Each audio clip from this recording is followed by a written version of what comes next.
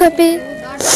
ॾाढा आहिनि ज़ारा कनि असांजे पीउ खे मारे असांजे बनी ते कब्ज़ो करे असां खां ज़ोरा कनि असांखे इंसाफ़ खपे।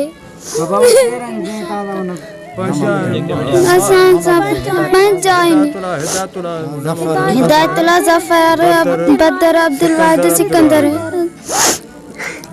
मुंहिंजी सर्विस ज़मीन आहे उन ते कब्ज़ो कयो वेठा आहिनि मुंहिंजा भाणजा आहिनि सर। ॿियो सिकंदर अब्दुल वाहिद ज़फ़र बदर हिदायतुल्लाह ऐं जेको बि नओं ऑफिसर अचे मूं ते कंप्लेंट जेको ऑफिसर अचे शइ बि मुंहिंजी मिल्कियत मुंहिंजी कान मूंखे नथा छॾीनि। मुंहिंजा हे नंढा बच्चा मां बेरोज़गार माण्हू मज़दूर माण्हू मुंहिंजा बच्चा बुख ते आहिनि राति खाइनि था ॾींहं जो कोन्हे। मूंसां वेतन आहे सर मूंसां वेतन आहे मूंसां ज़ुल्म हे मूंसां जहिड़ो कयूं सर चौथी पंजी राति आहे मूंसां विड़ी विया आहिनि मूंखे विड़ी मूंसां ॿधी मूंखे वञी उछराए छॾियो सर।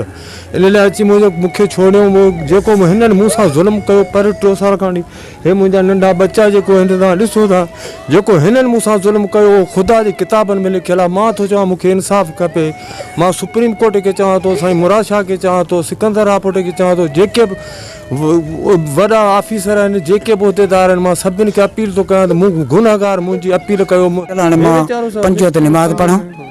पंज नमाज़ पढ़ां अॼु ताईं ॻोठ वारो चई वञे त नज़ीर चोरी कई आहे कंहिंजो गाल हुई इहो पिछल मूंखे जज साहब पुछा थो करे ॾे हाल चइजा मूं चयो मूंखे ख़बर कान्हे त कीअं खुलंदो आहे की जज साहब तूं हे क़ुर शरीफ़ आहे त मूंखे इहा ख़बर कान्हे त खुलंदो आहे हिन में गोली कीअं पंहिंजी हिन मूंखे एतिरो लोड़ायो हबीबुल्लाह भुट्टो खे ख़बर आहे सोडो ख़ान मुंहिंजी एतिरो ई दोस्त आहे।